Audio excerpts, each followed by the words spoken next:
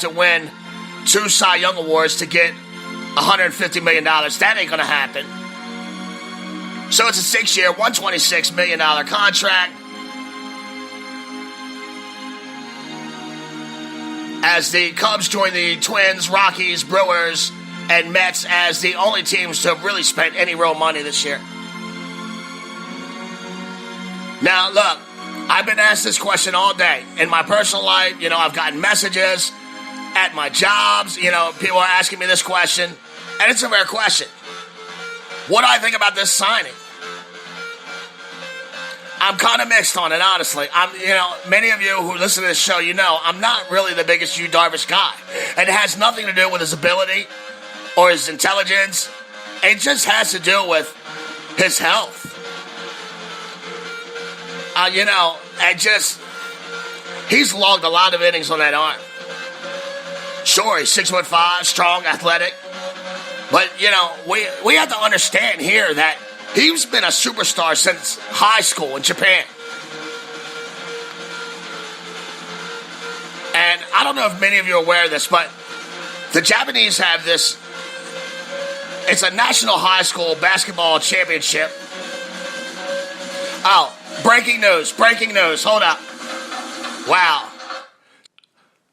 I just got a text message from TJ Gordon. Everything is good. We have a beautiful baby boy who will... Actually, I shouldn't say baby boy because I don't see a penis or anything. But, he told me it was a boy. So, I'm going to go on that. Now, if I'm wrong, that's going to be messed up because I pride myself on my credibility. But all reports are, and I can't really go to it right now as I'm on the air, but I'm looking at a picture of a beautiful, healthy baby boy. So, look, let's everybody go out there and welcome the newest head to the family. TJ has just had a beautiful baby boy while I'm on the air right now. Just got the text message. And congratulations to the head and his beautiful wife, Mariah. And, that's pretty awesome. That's pretty awesome indeed. I am so happy for that family. The head is the driving force behind all of this.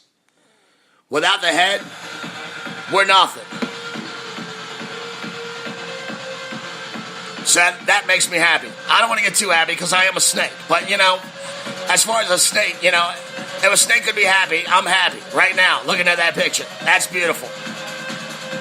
Congratulations, TJ, and your beautiful wife, Mariah, and your kids. And look, stop having kids, man. You're way too young to have 3 kids already. I mean, you're trying to kill yourself at a young age. Just stop it.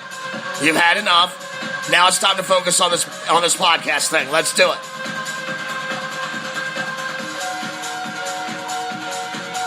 You're listening to the Jake Robinson Sports Experience as the experience rolls on live out of Pawleys Island, South Carolina on the Let's Talk Baseball Podcast Network. And I was talking about Yu Darvish. Darvish has logged a lot of innings on that arm. And I believe I was in the middle of telling you guys about the Cochin National High School Baseball Championships over there. And basically, it's akin to the Final Four in this country. It is huge. And these are high school kids. And you have to understand, the whole country, literally the whole country of Japan literally stops. And people watch these baseball games of high school kids. It is huge. I cannot even emphasize how big it is. It is literally the Final Four in this country on steroids. And Yu Darvish, he was a big part of that when he was a high school kid. He put a lot of innings on that arm back then. In 2004, he threw a no-hitter in that tournament, and that's when baseball scouts all around the world took notice. By the age of 18, he's in the pros, firing off innings pitched for the Nippon Ham Fighters. So, we're 18 years old. He's now 30, right? He's been putting on crazy innings on that arm. By the age of 19, he led the Fighters to their first championship in 25 years. 149 and 2/3 innings pitched with a 2.89 ERA.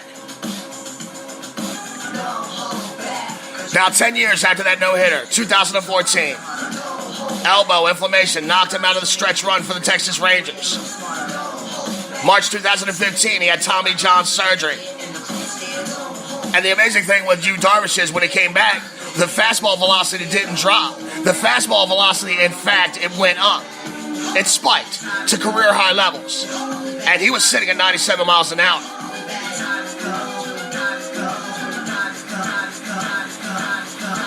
And all things considering, in those 17 starts in 2016, they weren't bad. He was 7-5 with a 3.41 ERA. Now, his 2017 season, last year, less than stellar. I think we can all agree on that. Certainly by his standards. We're looking at a 3.86 ERA.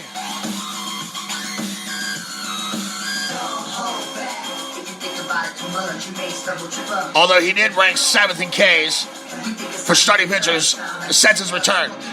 27 home runs, and that's when he surrendered, and 31 starts this year. So, you know, he's had a tendency to give up the long ball.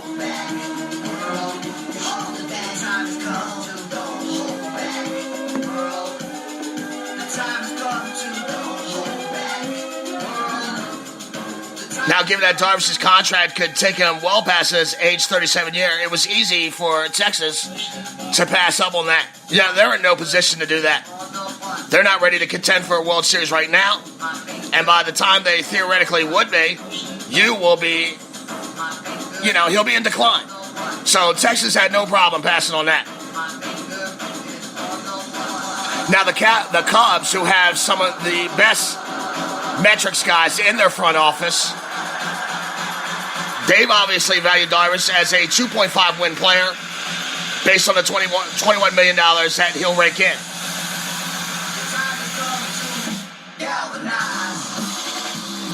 Now, I noticed that Yu Darvish was given an opt-out clause after 2 years. I don't think, he's going to have many takers on that. And look, I'm just looking at the market this year and what it took for him. He signed literally days before spring training. So I just don't see him getting more than that in 2 years when he's going to really be, the decline will be evident at that point. So, I see him there for the duration unless there is some kind of compromising trade that the Cubs can pull off.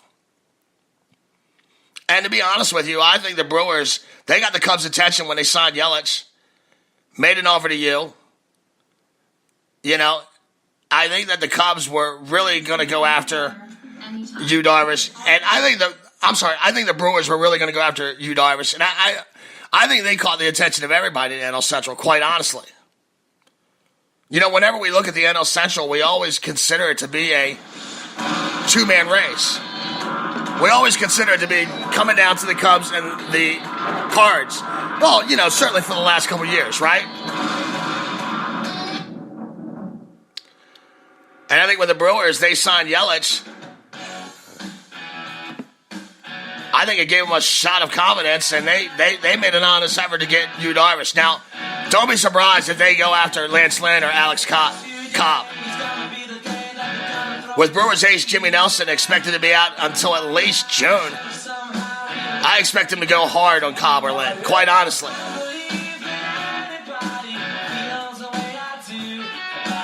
Now, Yu's got a little baggage. He's got some ugly outings, games 3 and 7 of last year's World Series. And that's left a stench on him. Whispers of him tipping pitches. I got to be honest with you, though. I think it's a little overrated to, base his career on those 2 games. That's not what I base my analysis of Yu on. Mine is just a health thing with him. He's logged on so many innings.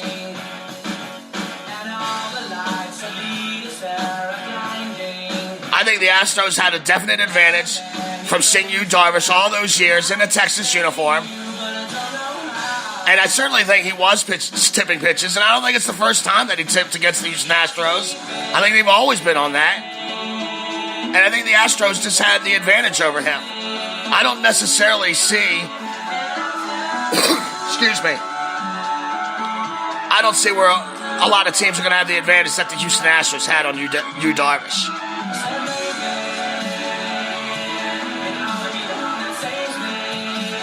Yu Darvish became the second pitcher in World Series history to last fewer than 2 innings pitched in 2 different games.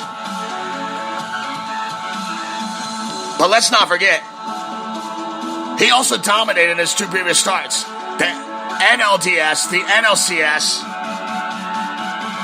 He didn't give up but 1 run in either one of those games. So, like I said, I think it had more to do with the Astros having that, they had an advantage. They've seen enough of Yu Darvish. They know he tips his pitches. They took advantage of the situation. They became world champions because of it.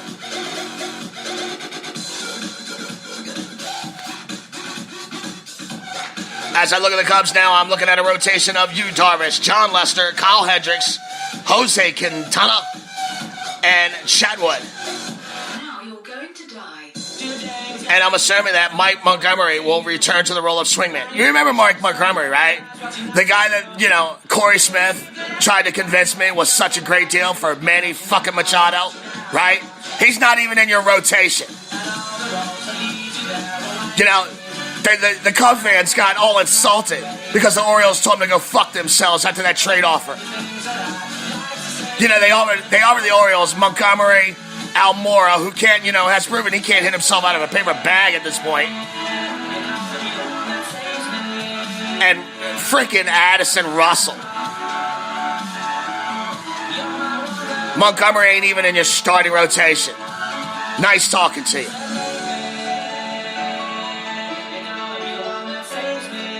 And look, I can't be mad at the Cubs at all. They're one of the few teams that have spent money in this offseason. They've invested in you. They've invested in Morrow, John Jay, Chatwood. The Cubs have done their due diligence to get better in this very, very tepid market. And I got no hate directed towards them at all. Yu Darvish has a career stat line of 56-42. With a 3.42 ERA, 832.1 innings pitched, 316 runs, 1,021 strikeouts, 126 ERA plus, 19.4 whip, 19.4 WAR, and a 1.18 whip. He's a 4-time All-Star.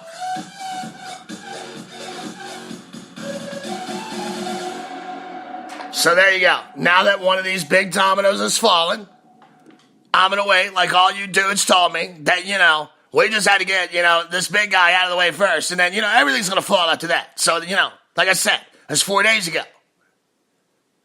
I'm not going to get crazy. I'm not going to flip out. But I'm waiting for these dominoes to fall now that Yu Darvish has been taken care of. All you guys told me that's what was going to happen. And I'm patiently waiting. You're listening to Jake Robinson Sports Experience as the experience rolls on. Half man, half podcast machine. It's your boy, Jake the Snake, and I gotta say what's up to all of you. I love you. Yes, I do. I told you last week, this is like a therapy session to me. I got a couple comments last week on when I flipped out on Abe Saperstein or whatever his name was. I think some of you just like to see the snake rattle his tail, if you ask me.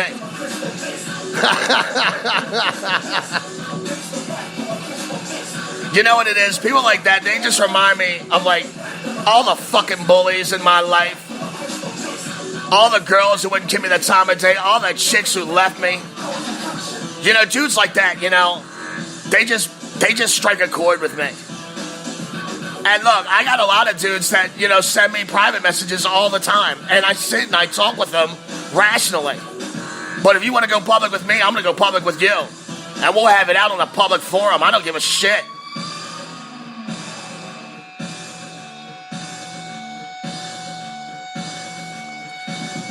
So once again, I want to thank everybody for all the warm words on the shows last week.